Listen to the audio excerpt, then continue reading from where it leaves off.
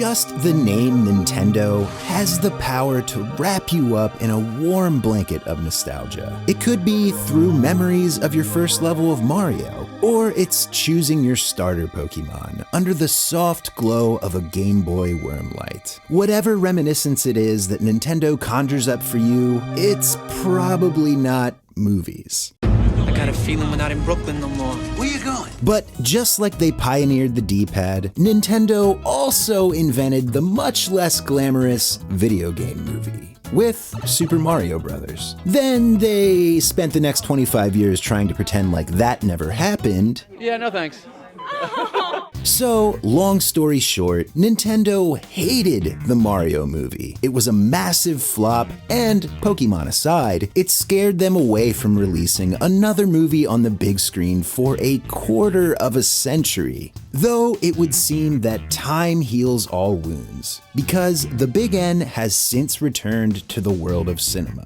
But if things had panned out just a bit differently, it could have happened much sooner. From Metroid to Zelda to Star Fox, this is a look at the Nintendo movies and shows that failed to become a reality.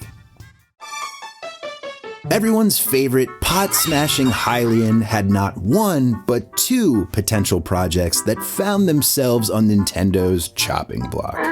But before we get there, Zelda's media crossover journey began all the way back in 1989. Well, excuse me. Along with the equally bizarre Super Mario Bros. Super Show, the Legend of Zelda cartoon was a short-lived, irreverent adaptation of the NES games. Thankfully, Zelda was spared the live-action segments that Mario Super Show had, where the actors were all drunk, apparently.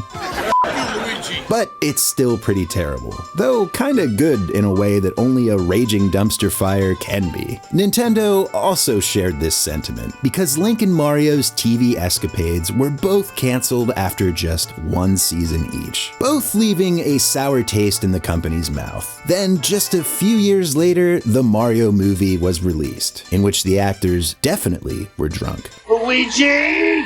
And yeah, you already know how that went. Now, with Nintendo staying as far away from movies as they possibly could in the years that followed, Zelda's cinematic potential wouldn't reemerge until 2007, when a Magi animation studio pitched a short concept video of their vision of a Zelda movie to Nintendo. In an attempt to swoon Nintendo into licensing them the Zelda rights, a Magi failed to make an impression. Nintendo wasn't interested.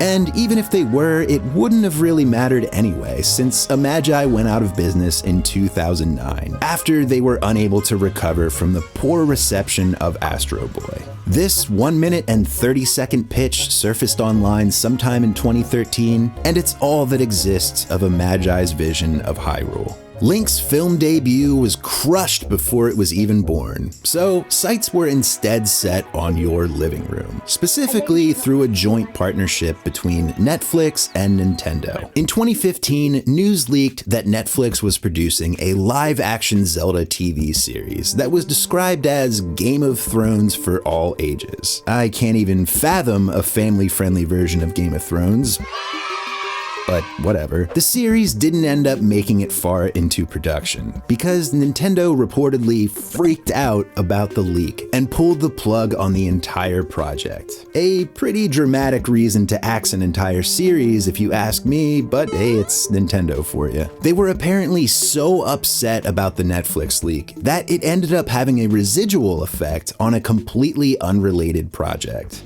Star Fox. Nintendo had secretly partnered with web video company College Humor sometime around 2015 to develop a claymation Star Fox series. It was said to have been similar in style to Wes Anderson's Fantastic Mr. Fox, only with Fox, Slippy, Falco, and the rest. This one sounds like it would have been awesome, but Nintendo killed it before we even knew that it existed. As of 2022, there's no official word on any cinematic return to the worlds of Zelda or Star Fox, but there are a few speculations specks of hope. Star Wars Rogue One writer Gary Whitta has suggested that he wants to write a Star Fox movie. And I guess if you're truly desperate to see a live-action Zelda, this very low-budget Zelda movie, The Hero of Time, exists, if you're willing to subject yourself to it. Anyway, last but not least, there's still Metroid.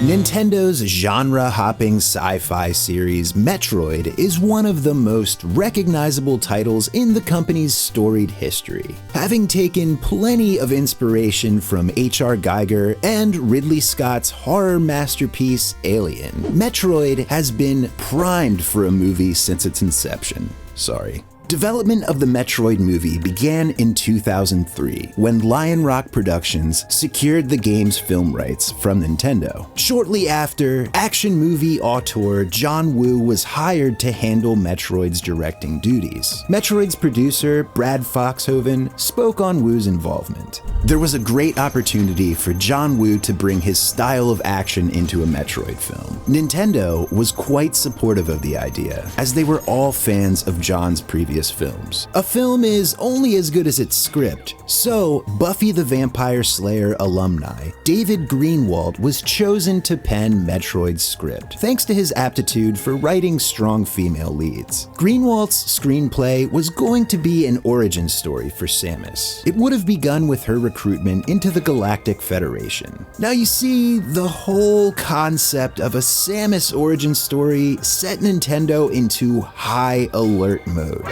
They still had a good bit of PTSD from the Mario movie. And since they hadn't yet done it themselves, the whole idea of someone else shaping Samus's origin didn't sit well with them. With Lion Rock and Nintendo unable to come to a creative compromise, the film's targeted 2006 release was starting to look increasingly unlikely. The stalled project eventually led to John Woo stepping away in 2007. With Woo out, Nintendo was done, and Metroid was finished.